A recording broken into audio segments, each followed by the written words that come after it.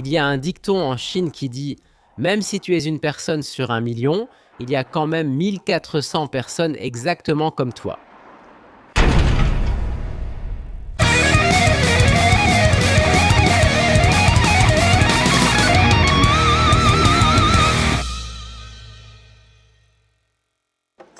Voici la Chine, surnommée le boss final de l'Asie. Tu en as sûrement entendu parler, donc soyons honnêtes, je ne peux sans doute pas faire grand-chose. Tu as sûrement déjà entendu ça d'autres créateurs. Cet endroit immense a souvent été couvert sur la Chine, presque à chaque fois. Tu vas probablement voir du contenu qui se déroule dans les parties les plus grandes et les plus tape à l'œil du pays, et généralement à une distance raisonnable de la côte. C'est logique parce que, tu sais, ce sont les zones qui concentrent le plus de commerce, d'industrie et d'échanges pour tout le pays. Je comprends, tu comprends aussi. Chengdu est la capitale de la province du Sichuan, la porte d'entrée du sud-ouest. Cet endroit a eu tellement d'importance dans l'histoire ancienne et moderne de la Chine. Maintenant, découvrons-le ensemble. Voici la ville de Chengdu.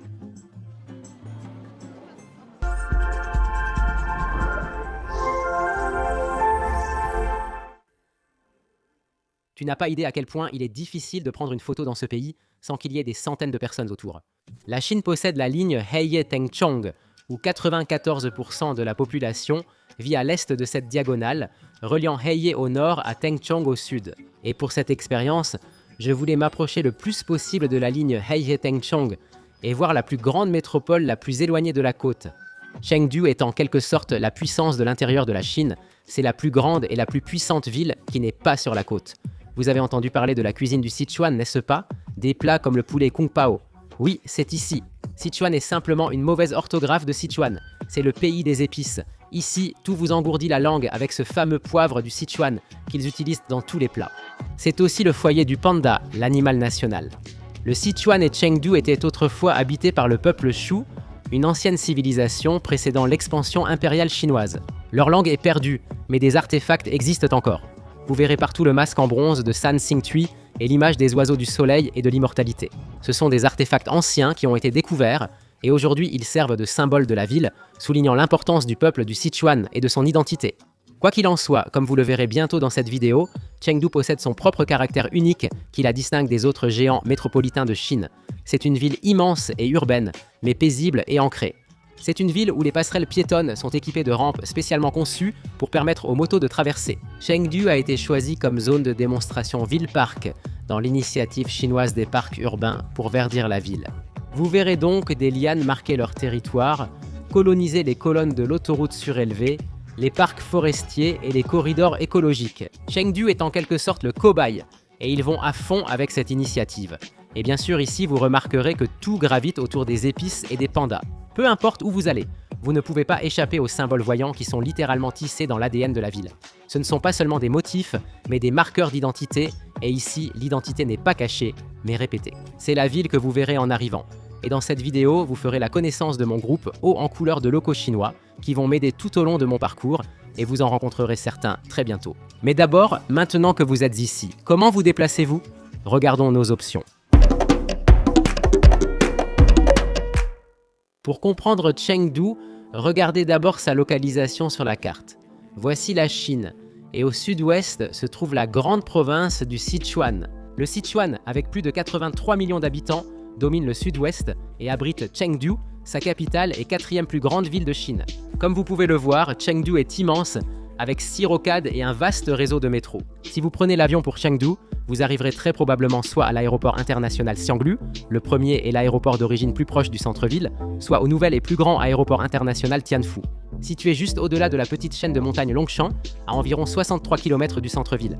Maintenant, pourquoi le principal aéroport international est-il aussi éloigné du centre-ville? Chengdu n'est pas seulement une ville capitale, mais une ville capitale Chiang-Chenghui-Chengxi, terme d'urbanisme chinois visant à intégrer villes et communautés voisines pour élargir la zone administrative et l'activité urbaine.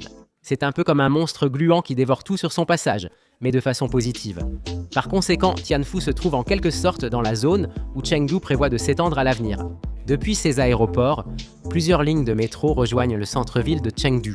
Depuis Yangnu, il y a la ligne de métro 10, et pour Tianfu, il y a la ligne de métro 18.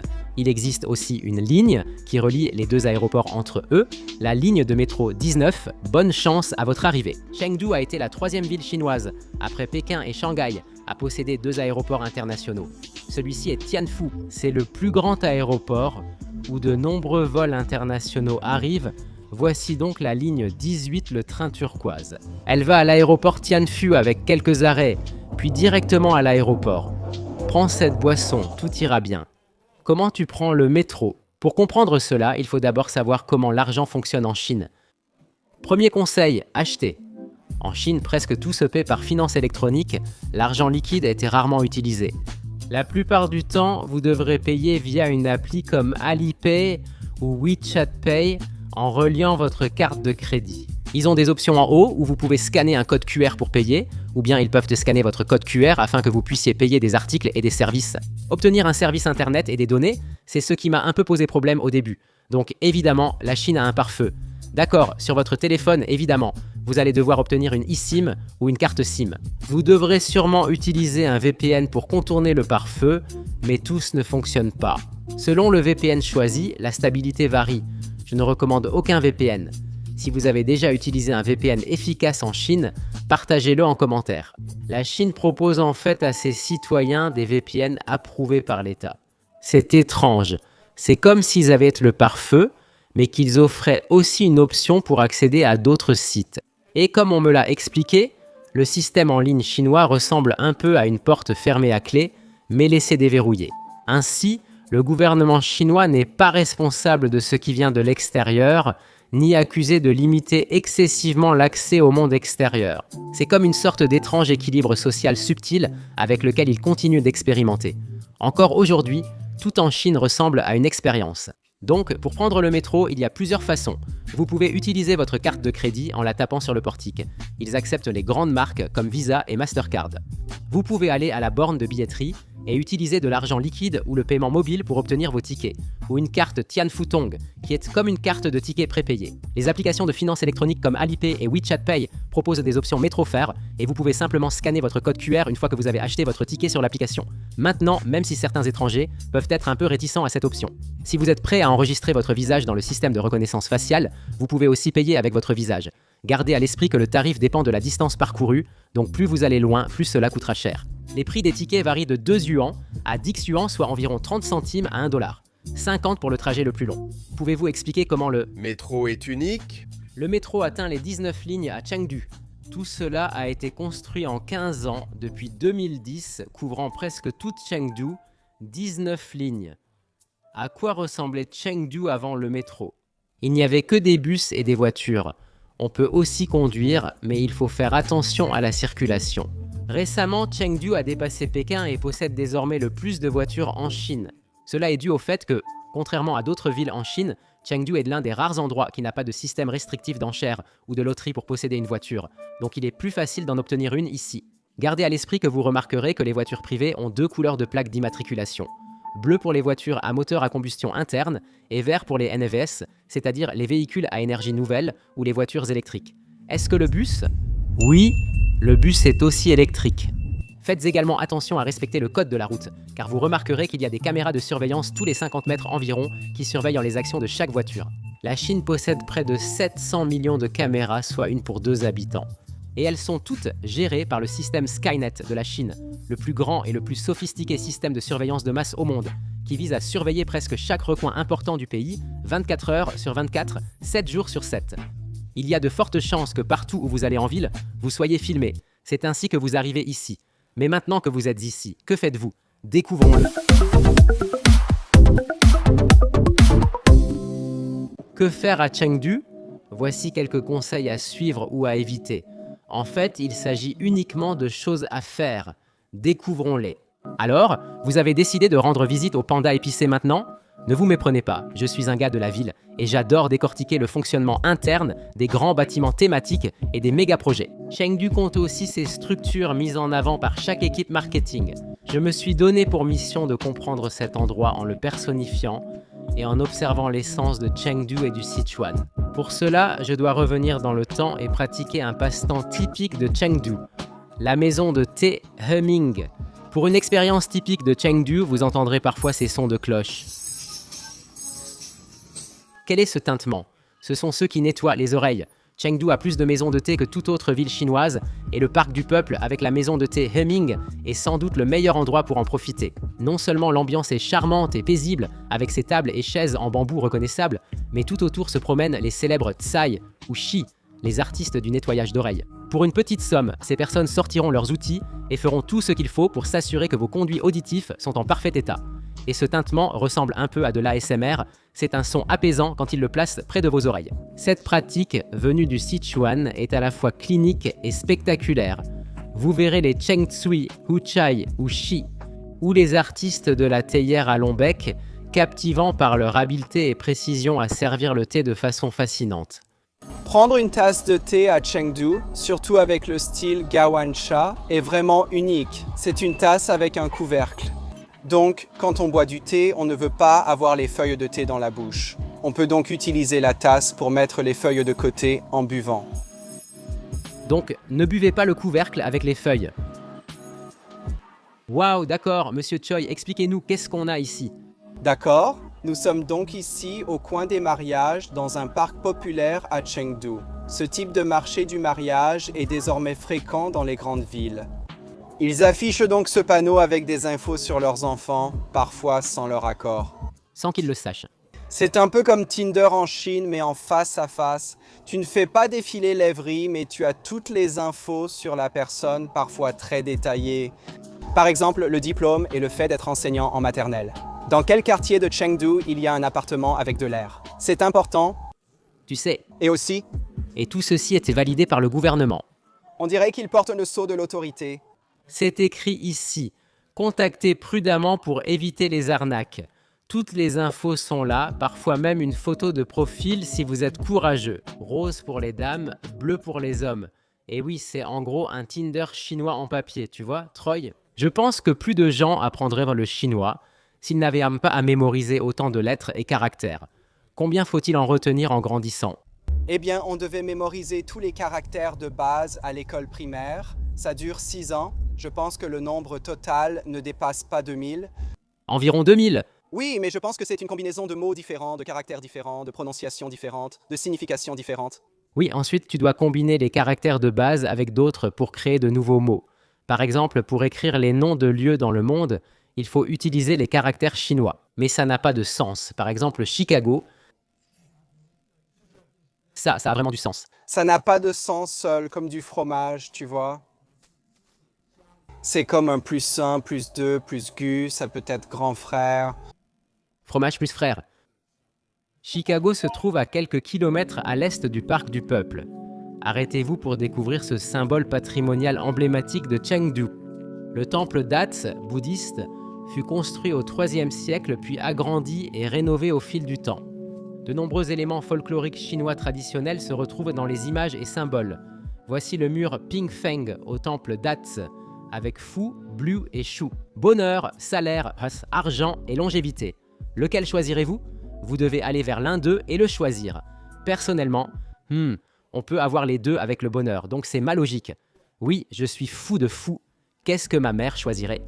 Bien sûr, maman veut l'argent, maman veut juste ça. Maman veut juste l'argent, évidemment.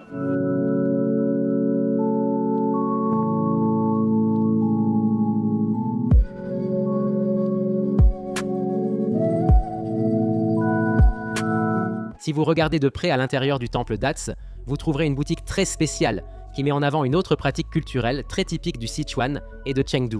Au Sichuan, les brocarts du Sichuan, Suqing et Suchushu, Sushu sont emblématiques. Observez la finesse de la broderie, vraiment impressionnante selon cette dame. Ce produit a mis le plus de temps à être créé chez OMS. 3 ans pour le réaliser, entièrement à la main. Mais quand même.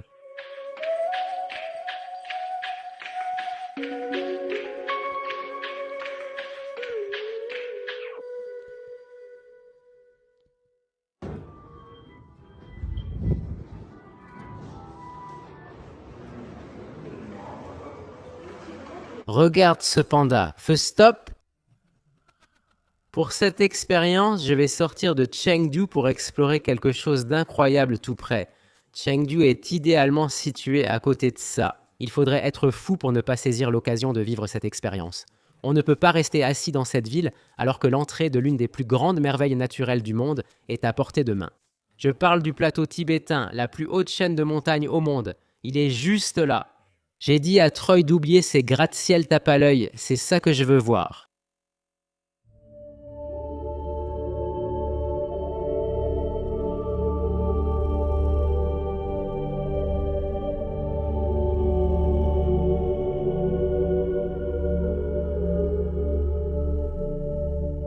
Donc il y a une chose que je remarque, je vois ces plantes, elles ressemblent un peu aux agaves qu'on a dans le sud de la Californie, je ne sais pas ce que c'est, on dirait des plantes succulentes.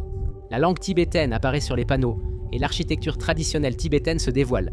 Tu rencontres davantage de Cheng et de Tibétains qui sont presque cousins. C'est trop cool, je n'ai jamais vu ça. Regarde, ils écrivent en tibétain, c'est génial.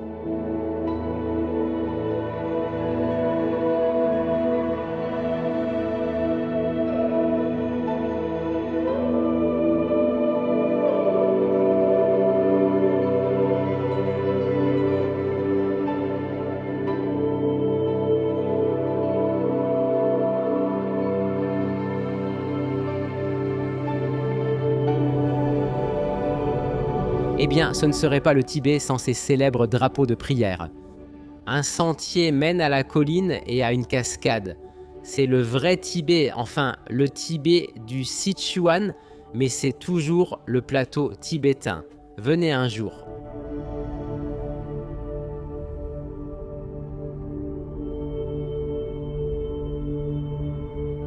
Donc, l'objectif de cette excursion d'une journée était de visiter la célèbre montagne des Quatre Sœurs, l'un des sites les plus pittoresques de la région. Mais malheureusement, le ciel était complètement couvert de nuages neigeux. Heureusement, pendant environ 20 secondes, les nuages se sont dissipés et on a aperçu le sommet. Oh mon Dieu, on voit vraiment la montagne. Regarde comme c'est haut, c'est trop cool. Tout sur le Tibet terminé, nous retournons à Chengdu et vous emmenons d'abord dans le quartier commerçant chic, à l'ouest du centre-ville. Voici Taikuli, c'est en gros le Times Square de Chengdu. On peut dire que partout où vous regardez, il y a des panneaux publicitaires, des écrans LED, des lumières, des publicités, des boutiques, des magasins de luxe.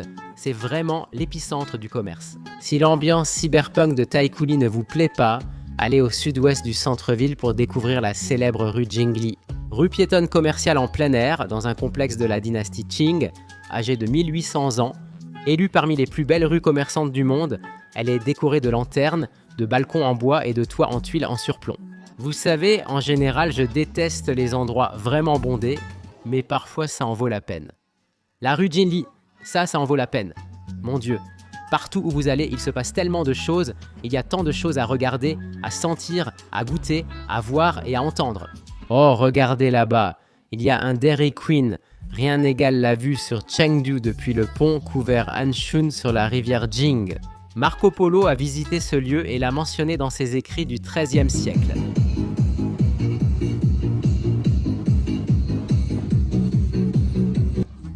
Les uns peuvent être n'importe quoi. Oui, les uns peuvent être n'importe quoi. 5, 6, 5, 6, 3, 1, 8, 6, la magie opère. 1, 2, 3...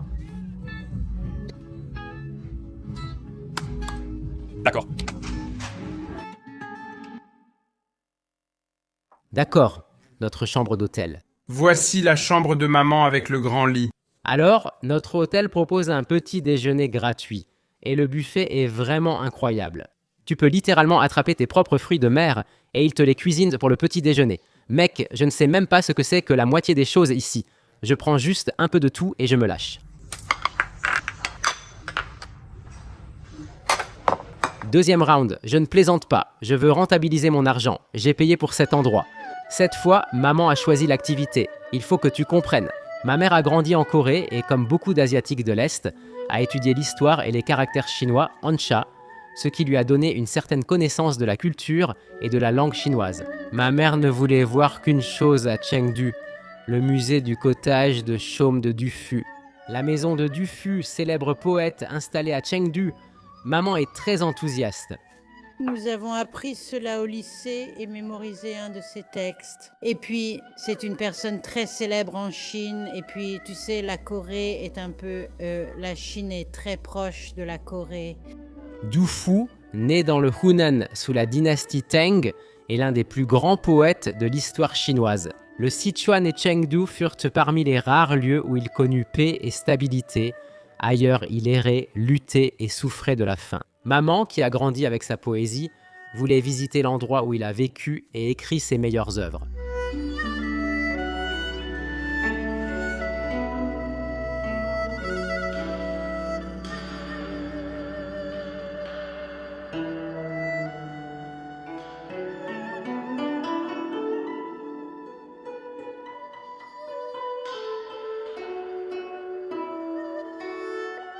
Apparemment, Dufu est tellement populaire qu'il a ses propres distributeurs automatiques.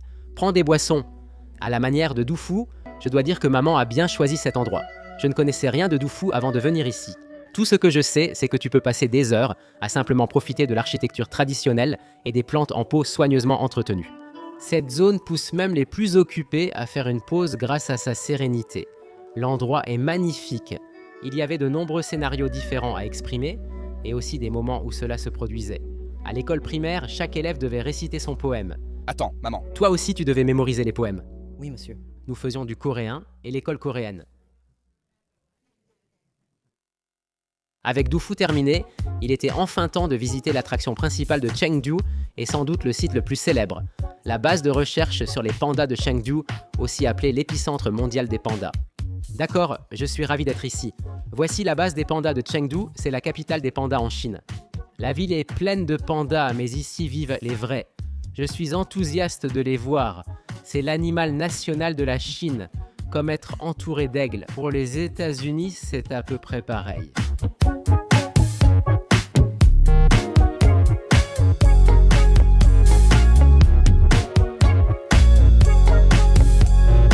Nous sommes à la base de panda numéro 6, la plus populaire. Ces pandas sont célèbres avec leur propre page Instagram. Et voilà, regardez ça, c'est tellement mignon.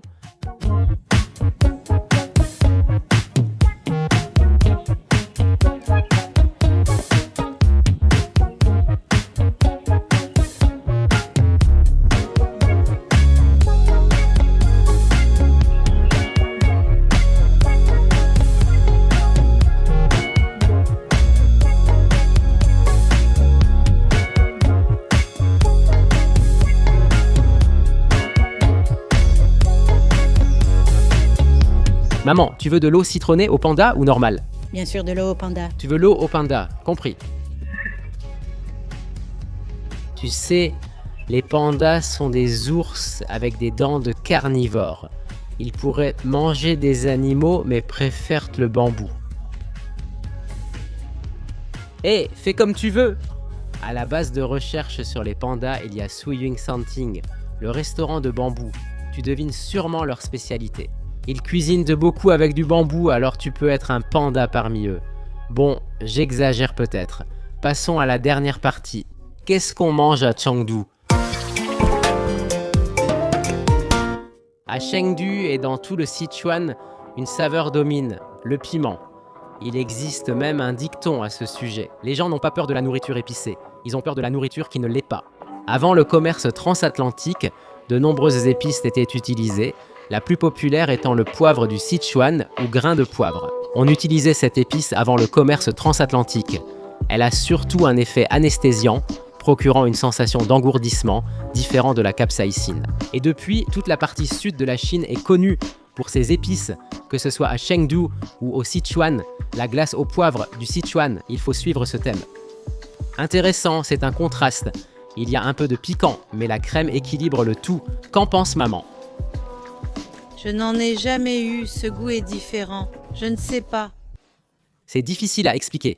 Oui, c'est difficile à expliquer. Il faut goûter les nouilles dandan. C'est l'un des plats emblématiques du Sichuan, raconte Troy. Mélange tout, l'huile est au fond. C'est du porc dedans? D'accord. C'est très bon, on sent l'épice, mais elle est agréable. Ni trop forte, ni douloureuse. Ce sont des raviolis jong. Quand tu viens à Chengdu, tu viens au Sichuan, tu vas avoir des épices, tu vas avoir des piments rouges, tu vas avoir une explosion de saveurs où que tu ailles ici. Vraiment bon, je suis content d'être venu. On déguste ici des plats classiques du Sichuan. Au centre, le hui guo roux, porc doublement cuit, et le gong bao shuen. On sert aussi habituellement du poulet gong bao. C'était le Chuan Bei Liang Fen, la gelée de haricots froides qui éveille vos papilles pour le spectacle. Il n'y a qu'une chose à dire. Allons-y.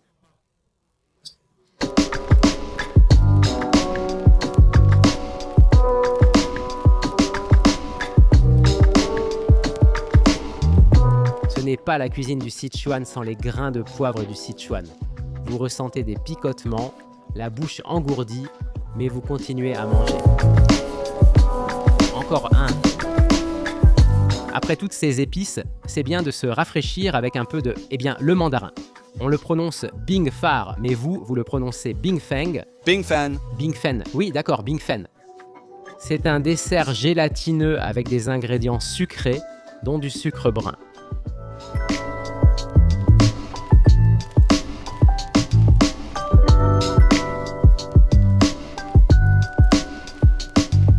Nous sommes maintenant officiellement à une halte au Tibet.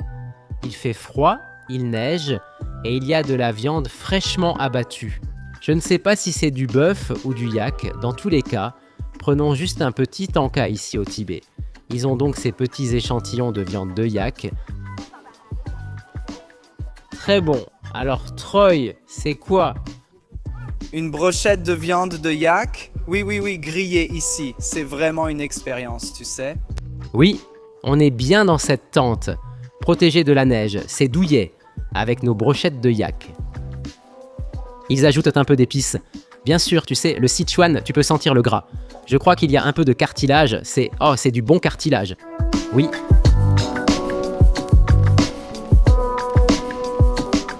Je crois qu'on a acheté ça à l'épicerie. Ce sont des gâteaux au porc effiloché. Je n'en avais jamais entendu parler ni vu. Tu as grandi avec ça et en as beaucoup mangé. Oui, j'adore ça. Essayons-le. C'est bon, en fait j'aime bien. Un peu salé, mais avec de la douceur, mais c'est un gâteau. On ne sent même pas vraiment le porc. On sent la texture du fil, ça fonctionne.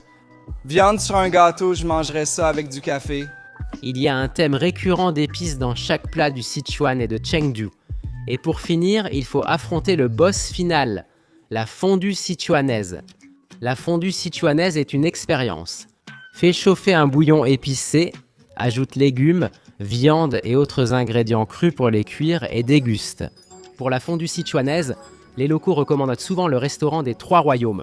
Ce lieu offre l'une des meilleures fondues de Chengdu et te divertit avec un élément phare de la culture du Sichuan. Les artistes Bian Lian, spécialistes du changement rapide de masque, maîtrisent un art secret datant de la dynastie Qing au XXe siècle.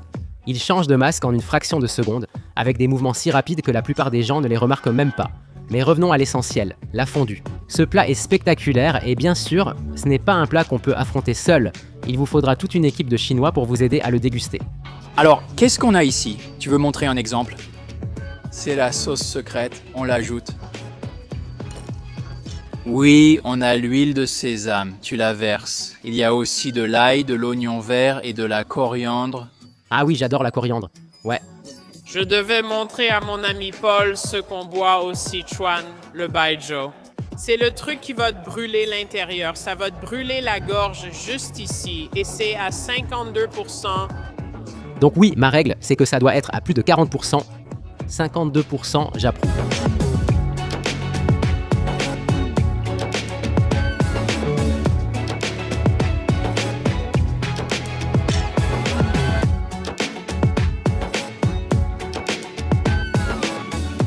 C'est l'heure, on y va. S'il te plaît, Giverix. Ton autographe. C'est caoutchouteux, mais j'aime bien. J'ai déjà mangé de la panse.